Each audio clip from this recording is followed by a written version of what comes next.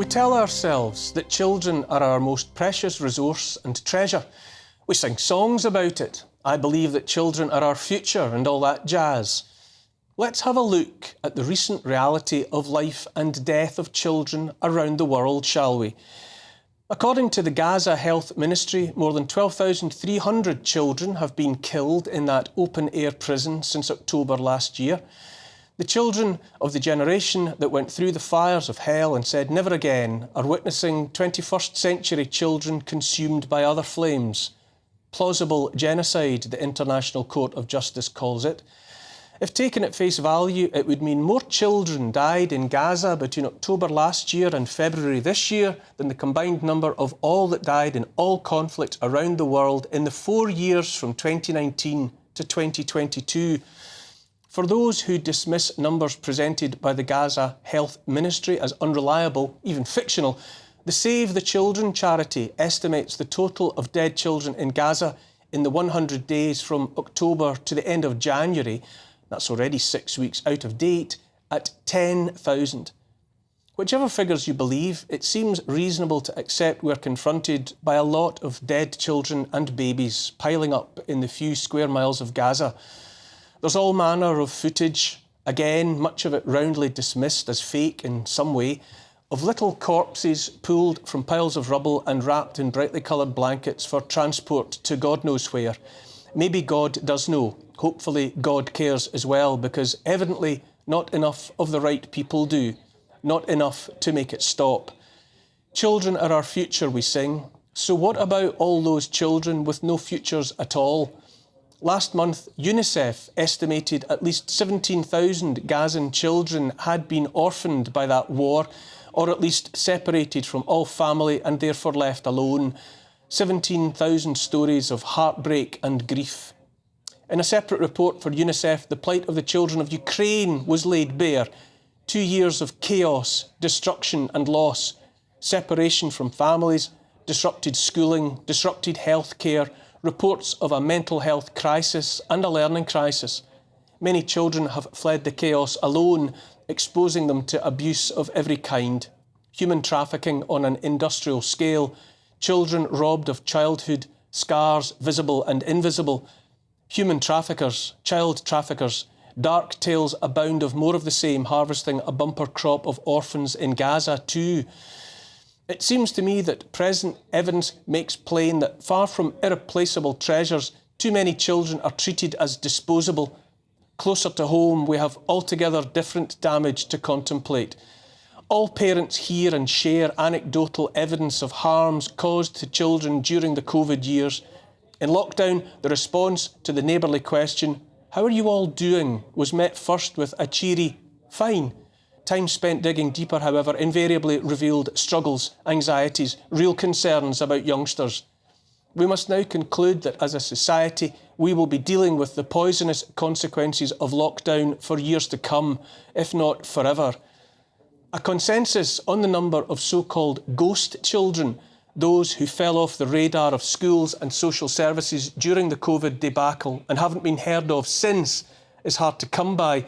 But tens of thousands is certain, and the think tank Centre for Social Justice says 100,000. The CSJ tries to keep a spotlight on the poorest and most disadvantaged in society, and as early as 2021 they were warning, quote, "COVID-19 has wreaked havoc in our schools. Young people's life chances have been laid waste by successive school shutdowns and interruptions to their learning. The damage caused by lockdowns could not be clearer than in the case of school attendance. The pandemic has given rise to a generation of ghost children. If we're not careful, we're creating an Oliver Twist generation of children exposed to significant safeguarding hazards." End quote. Over the years here at GB News, I've spoken specifically about children.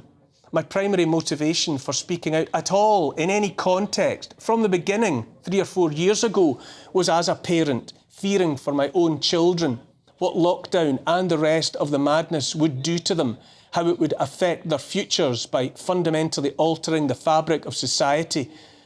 When it came to the products pushed as vaccines, my number one focus was on making sure no needle touched any of my children.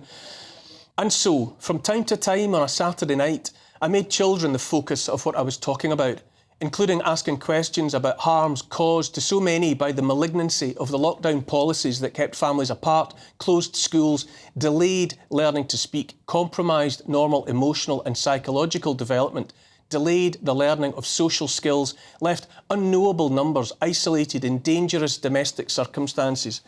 But the truth is that the viewing figures for those monologues were always conspicuously lower than those on other subjects. Maybe when it comes to children, too many people just don't want to know, just don't want to think about it. But here we are in 2024 and a world made different.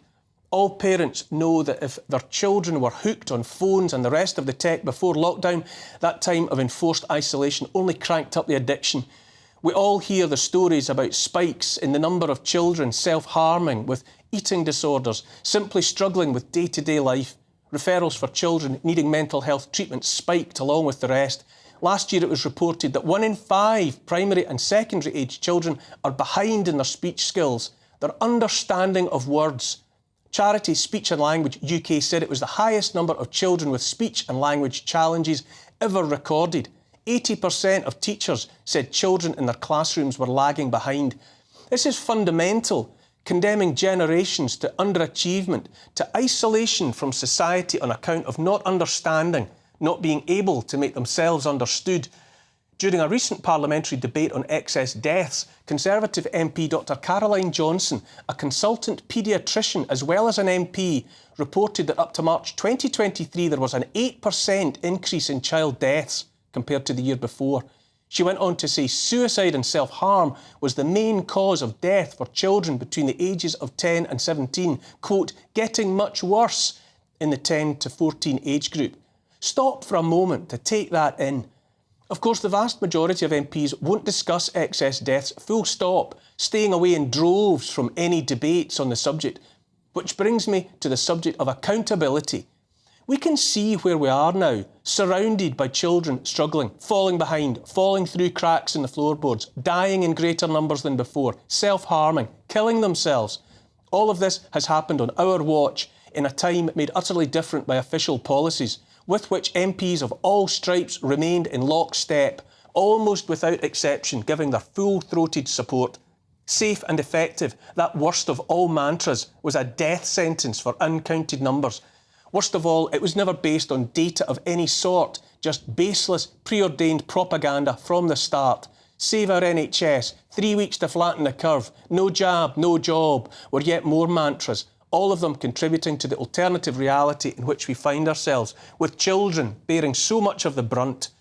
Last week, the sometime catch-up czar, tasked back in 2020 with helping repair the damage done to education, talked about the circumstances that saw him resign his post and walk away in disgust, describing how government at first promised commitment and then refused to foot the bill for the necessary measures. Sir Kevin Collins said, all these things we could have done to send a signal about childhood, but we did nothing. We gave up. It was pathetic.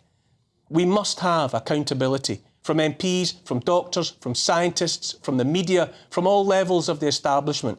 Because if those who set and train the policies that left us where we are remain in post, then we will have learned nothing, and even worse consequences will lie ahead. All the time children were shut up at home, all the time we were told children are resilient, it was Wine Time Friday in Downing Street, a maskless free-for-all where access to the data plainly reassured those ruling our lives, restricting our lives, that there was nothing at all to fear. We know where we are. Hardly any child can report a peer that died of COVID. Plenty more have seen youngsters, often the fittest of the fit youngsters, dropping dead on the field of play for reasons that are never made plain, never discussed. Like so many of us, they've certainly known family members, neighbours, parents of friends succumbing to unexpected heart attacks and strokes. More of those who feature in the spiking figures of the excess deaths we're not supposed to notice, far less mention. A generation of our youngest, at crucial times in their education, know they were let down by teachers, by university lecturers, let down by the authorities that closed their schools and their gyms and the rest of the venues making up the fabric of their lives. That they were pressured into accepting medical interventions even when they'd had COVID and so had natural immunity from an illness that posed them no meaningful threat anyway, so they could get into pubs and nightclubs. They look on at the adults, those who wielded power over them, and find no reason to trust those so-called grown-ups ever again. It's no exaggeration whatever to say that on the altar of Save Granny, children's well-being was knowingly sacrificed, and many of them know it. I remember saying at the time that a society standing behind a shield made of its own children, that forces children to risk their lives by being injected with products that were demonstrably neither safe nor effective, and that most important of all, they never needed, is no society at all. Here's the thing. Society sought to put children's lives on hold, to shut them indoors, to sacrifice their education, to turn a blind eye to the hobbling of the natural development of the very youngest and most vulnerable. I ask again, where are we as a society? Who are we as a species if we don't put children first at all times? As parents, our gut reaction should be to nurture and care. So why do we so often look the other way while so much is inflicted on the innocent by those guilty of putting profit and ideology before the well-being of our youngest?